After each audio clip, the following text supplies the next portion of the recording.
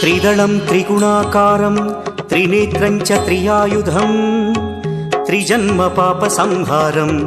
एकबिल्वं शिवार्पणम् त्रिशाखैः बिल्वपत्रैश्च अच्छिद्रैः कोमलैः शुभैः तव पूजां करिष्यामि एकबिल्वं शिवार्पणम् कोटिकन्या महादानं तिलपर्वतकोटयः काञ्चनं शैलदानेन एकबिल्वं शिवार्पणम् काशीक्षेत्रनिवासं च कालभैरवदर्शनौ प्रयागे माधवं दृष्ट्वा एकबिल्वं शिवार्पणम्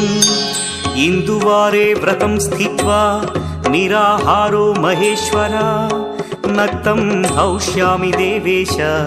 एकबिल्वं शिवार्पणम् रामलिङ्गप्रतिष्ठा